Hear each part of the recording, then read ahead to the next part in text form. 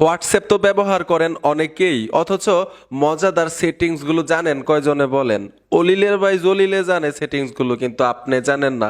WhatsApp মানে কিন্তু chatting করা, অডিও কল, ভিডিও কল না ভাই। এইখানে অনেক মজাদার সেটিংস আছে যা আপনি জানেন না। আজকের ভিডিও থেকে জানতে পারবেন।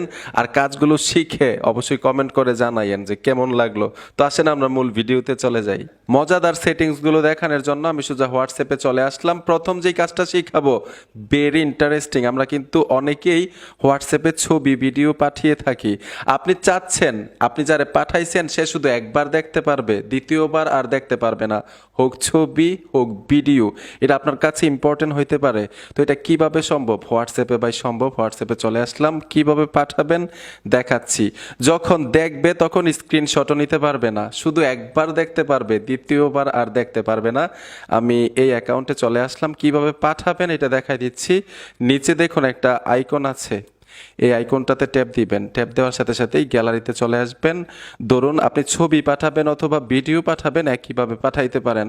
আমি এখান থেকে একটা ছবি পাঠাবো। ধরুন আমি এই ছবিটা পাঠাবো, ছবিটার উপরে ট্যাপ দিলাম, নিচে টিক মারে চলে আসবেন।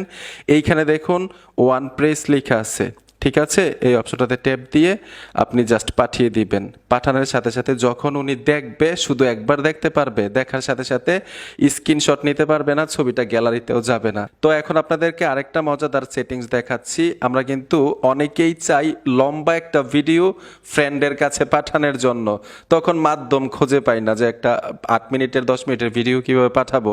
আপনি চাইলে কিন্তু হোয়াটসঅ্যাপের মাধ্যমে ডকুমেন্ট করে পাঠাইতে পারবেন।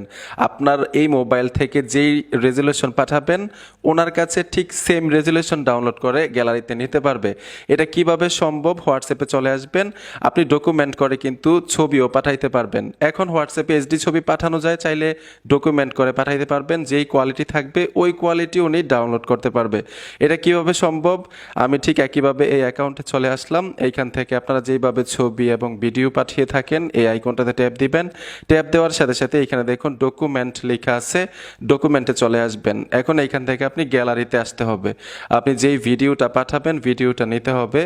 ধরুন আমি এই ভিডিওটা ডকুমেন্ট করে পাঠাবো, এই ভিডিওটার উপরে ট্যাপ দিলাম, ডকুমেন্ট হয়ে গেল। এখন চাইলে কিন্তু আপনি নাম লিখে দিতে পারেন অথবা ফাইলের কোনো কিছু নাম লিখতে পারেন। তারপরে এইখানে দেখুন টিকমারে টাচ করে দিবেন, ডকুমেন্ট আকারে ওনার কাছে চলে যাবে। উনি খুব সহজেই সেম রেজুলেশন গ্যালারিতে নিতে পারবে। এখন আরেকটা মজাদার কাজ আপনাদেরকে শিখাবো, এটা কিন্তু আমি নিজেও করে রাখি, এখন অফ করে রেখেছি।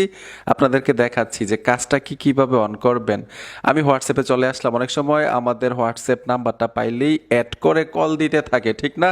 একটু বিরক্ত বোধ হন হয়তো। এখন থেকে অপরিচিত নাম্বার থেকে আপনার হোয়াটসঅ্যাপে কল আসলে কল বাজবে না, পরে কল ট্যাবে গিয়ে দেখতে পারবেন অপরিচিত নাম্বার থেকে কেউ কল দিয়েছিল কি না। যদি ওই নাম্বারটা আপনি অ্যাড করেন তখন আবার কল দিলে আপনি বুঝতে পারবেন আপনার হোয়াটসঅ্যাপে কল আসছে।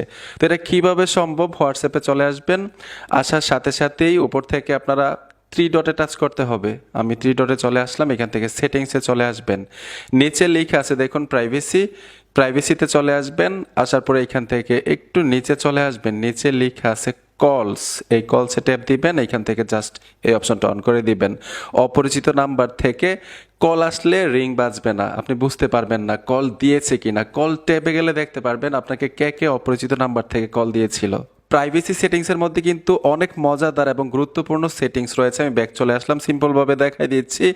এইখানে দেখুন অ্যাপ লক, চাইলে কিন্তু থার্ড পার্টি কোনো অ্যাপ্লিকেশন ছাড়াই অ্যাপটাকে লক করে রাখতে পারবেন, মানে এই হোয়াটসঅ্যাপটাকে যে কেউ আপনার মোবাইলটা হাতে নিয়ে আপনার হোয়াটসঅ্যাপে প্রবেশ করতে পারবে না। তারপর হচ্ছে এখানে আরও কিছু মজাদার সেটিংস আছে। চাইলে প্রোফাইল ফটোটাকে আপনি অনলি মি করে রাখতে পারবেন, আপনার প্রোফাইল ফটো অন্য কেউ দেখতে পারবে না। মজাদার কিছু সেটিংস এখানে রয়েছে। আপনি চাইলে কিন্তু এই যে দেখুন লাস্ট সিন অ্যান্ড অনলাইন, আপনি কখন হোয়াটসঅ্যাপে আসলেন, কখন হোয়াটসঅ্যাপ থেকে চলে গেলেন, অন্য কেউ অন্য অ্যাকাউন্ট থেকে বুঝতে পারবে না যদি এই সেটিংসগুলো আপনি অন করে রাখেন। তো আশা করি বুঝতে পেরেছেন বন্ধুরা। ভিডিওটা দেখে যদি মনে হয় আপনাদের উপকার হয়েছে অবশ্যই সাথে থাকবেন, সাপোর্ট দিবেন। আর কোন সেটিংসটা সবচেয়ে বেশি ভালো লেগেছে কমেন্ট করে জানাবেন। দেখা হবে নতুন ভিডিওতে। আল্লাহ হাফেজ।